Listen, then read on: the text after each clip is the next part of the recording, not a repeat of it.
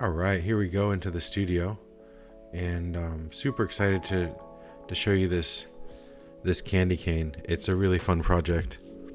So I'm gonna use some star white, and I'm gonna just start striping the 16 millimeter clear rod with the white glass. And so as I go around the clear glass, I'm able to encase the whole thing, and that way I don't need a solid core of white glass. I can be more efficient and just coat the entire thing in white. So this is 2x speed for you guys. There's a few different ways to layer on color. One is this straight technique where you just put it on straight, and there's some spiraling techniques depending on if you're trying to put on more glass or what you're trying to make. But you might want to check out the Marini video if you're interested in different variations of striping on the color. So now I'm just heating up the white and melting that whole thing in. I want to make sure that it's nice and smooth. So I'm going to attach a punty to the opposite side, and that way I can heat up the base of it and really melt that in nice and smooth, and I can use the punty to add some stability. And I'll just remove the punty now, and there I have everything kind of melted in. And I'll just go onto the marver for a second and just evening that out. I really like that low placement of that marver right there. I was thinking about that the other day. It's really nice to have something kind of low and on the right. So I looked at a few different kinds of candy canes right before I made this video because I wanted to see which one I wanted to demonstrate. And I liked the one that had a couple different kinds of lines. There's definitely a lot of variations and a lot of different styles of candy canes. So do some research when you're making these and have an image on your desk and have some ideas, even draw it out. Really important just to kind of sketch out your idea and see what you're making. So now I pulled a stringer, which is a small piece of glass, like a very narrow piece of glass, like a string. And you do that by pulling it down. If this is your first video, I'm not sure that we have it in it, but many videos show me pulling down the glass into this size. So I'm putting on 2 stripes of the thin one and 1 stripe of the thick one. And you guys can do any variation that you want. Please make some and tag me on Instagram. I'd love to see it at Revere Glass. And if you tag me, I'll definitely check it out. Make some candy canes. That's why I'm putting the video up a little bit early for you this year in November, so that you have a whole month to make some candy cane gifts for the people that you care about. All right, so now I'm attached the punty back again after I've striped on the red and done the stripes. And I'm gonna go in and just really kind of be smooth and try to melt it in nicely. And as I'm melting it in, I'm gonna put on just a soft kind of casual twist.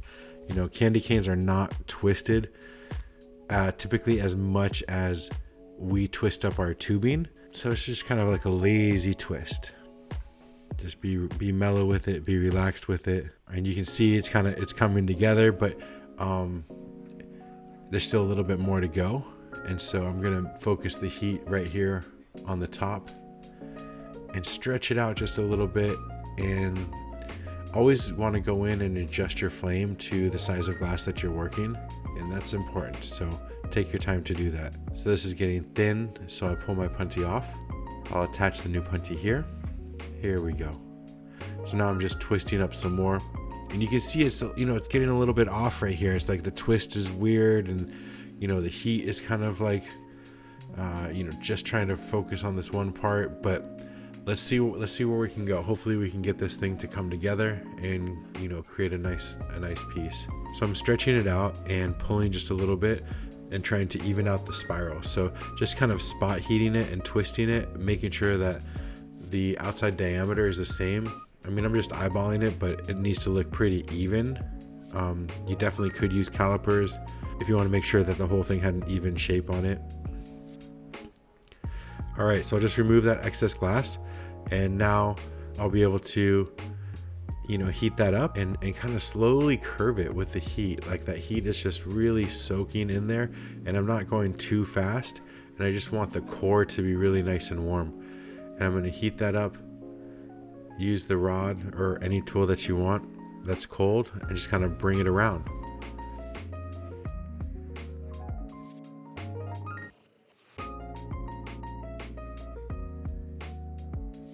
So I'm just grabbing the paddle, smoothing that out on each side, and now I have a reamer, the graphite reamer. These are graphite tools for those of you guys just joining us, and they're made out of a high temperature resistant material, the same stuff that's in pencils, and a bunch of the tools that you can see on the camera are made of this material. And I'm just going to use this one to shape the glass because the glass is so hot I can't touch it with my hands. So here we go, just push that in a little bit. And this tool is called an Inkwala, and it's pretty rare. I think there's only about 100 of them made or so. And it's made by a gentleman called Mike Peterson, and it's basically kind of like an automatic rotating machine that helps with glass blowing. So I'm going to set this up and put it over the Bunsen for a few minutes while I got some green out of the storage. And that just helped me hold the glass and keep it hot while I went and got the green. What I'm going to do is add a green piece of glass that will later become the hook, and that's what the candy cane ornament will hang from. So I'm heating up this new green piece of glass and just bringing it around and wrapping it around, and I can straighten it out with the tweezers because I can't touch the glass, it's really hot. This is a graphite reamer tool, and I'm going to open up the hole that I just made and try to make it even. Here I go with the mini torch. This is a small torch that's used just to really clean up seals and make sure that everything is really nice and connected. And I'll go in with my big flame, make sure the whole thing is nice and hot, and then open it up. Alright, so I have the green glass in my hand here. I'm just going to heat this up, and I'm going to use this mashing tool to squish it down and make a few leaves. Now I'm going to use my shears to cut a line down the center of the leaf, not all the way through, but really just to make an indent on each side, and that's going to end up being the vein of the leaf. Alright, so now I'm going to connect the clear rod to the green and heat that up and stretch just a little bit. Here we go. Pull that out and just kind of make a nice oblong shape. And now we're going to use a small 3mm piece of glass to pick out the ends here. And you can use either 3mm glass or any, a bigger glass too. It's a little bit more difficult. And you can also use tweezers. So really, pick your poison here and decide what you want to do and how you want to move the glass. Whatever is the most comfortable for you. You should definitely set up your studio for the most comfort too. How are you going to work in the most ease and the funnest environment for you to be creative, for creativity to be enhanced. So I'll set that aside. I'll make a few more of those leaves, maybe 3. And yeah, same process for each one. So squish the center with the big shears, or you could do it with a knife. Butter knife would work fine. And then this time I'm going to show you how to do it with tweezers. These are my step down tweezers that I got in Italy when I was an apprentice there a long time ago. And they're super nice because they have a lot of precision with the way that they step down, but you can definitely get some nice tweezers in the US that are high quality. All right, so now I'm going to stretch this, pull that down. There we go. There we go. Nice leaf. Here's the last one, and I'll do the same thing with the masher. That tool is called the masher. So I'll go in with the masher, then go in with the shears, and then pick out the sides. And feel free to make more leaves than you need and just pick out the best 3. And that way you can construct your piece with the best possible pieces. All right, I'll remove this from the green rod. All right, let's start attaching them.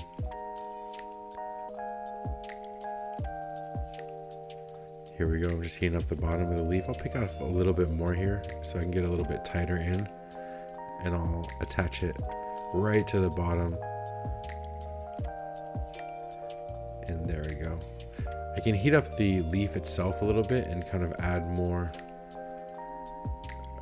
organic shaping to it, and I can do that once I remove the punty or beforehand. But so now I'm heating up the whole leaf, and I'll add some fluidity to it, you know, like a wave of wind or something that comes through, and it's really nice to add this life, this movement to glass, and it really reflects the medium itself being so fluid, and kind of freezing that fluidity and freezing that movement. It's one of the beauties of glass, in my opinion.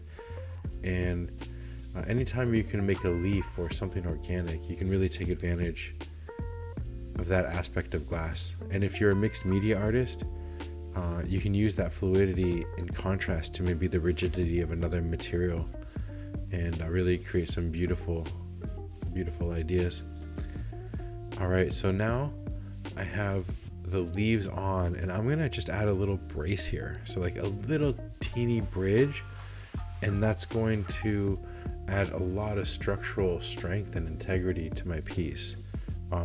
You know, glass is fragile, and this is a piece that's meant to be handled, so handled enough. I want it to be secure for as long as it can be. And so by adding a little bit of bridge on the end and another point of connection is really going to make that piece structurally more sound. And so I would recommend trying to make the highest quality piece that you can make with the best structure. So here we go. I'm going to add a few little balls, a few little berries. This is some red glass, and I'll just condense this down, ball it up a little bit, push it on the marver, kind of help it out and make it a sphere. Making tiny spheres is a lot of fun. I think about making a terp pearl or other things, and you can use a marble mold for that. All right, so I've attached one of the berries, and let's touch a couple more. Yeah, I think maybe 3. And you can see those lines of the candy cane right now. When the red is hot, it looks brown, kind of brownish on the browner side. And as it cools down, it starts to become more red and more bright and vibrant. And when it cools all the way down, that red really, really pops. It's beautiful. All right, so I attach the berry here. When you attach the berry, you want to make sure that you just touch where you want and not too much more. I did add a little piece of clear glass, like a tiny little what's called a bleb, which is a bump of clear glass on the bottom of the berry, and that way it's not connecting directly to the color, and there's like another structural strong point, kind of like in the leaf that was a clear little tiny clear piece of glass. Very similar. Here it is, the tiny piece of glass. All right, and now I'm gonna connect this last berry here. Cool. And this will be fun for mom or dad or anyone that you care about, and a little handmade Christmas gift. I'm sure they'll appreciate it. Making handmade objects, I think, as gifts is one of the most beautiful gifts, because you're giving somebody your time and your energy, which is really a nice gift, because time is so precious for us. And make sure that you guys are enjoying yourself while you're blowing glass. Think about the amazing opportunities that you have to be a craftsman, and you can be your own boss. You can set your own schedule, and you can design what you want, and you can work as hard as you want. All right, so now I'm gonna take off the bottom and just make that flat, push that together, kind of make it even. You can see the top is already cooling down and becoming red. All right, so I'm holding it with some Kevlar, which is a heat resistant material, and I'm gonna pull off any clear glass and melt that in so that there's no marks from my work and no punty marks or broken piece marks or anything like that. All right, I'm going to put that in the kiln. It's right there on my desk, and that kiln is set at 1050 degrees. We'll anneal that. You can see here is the piece, the candy cane ornament, and the beautiful red spiral around the white with the leaves and the berries on the top. And there you can see the hook, and everything's attached nicely. You can see that'll look beautiful on a Christmas tree. This candy cane's for one of you guys. Please make sure to comment in the video and I will send it right off to you. Please hit that like, subscribe, share this video with a friend if you enjoyed it. Thank you so much for watching.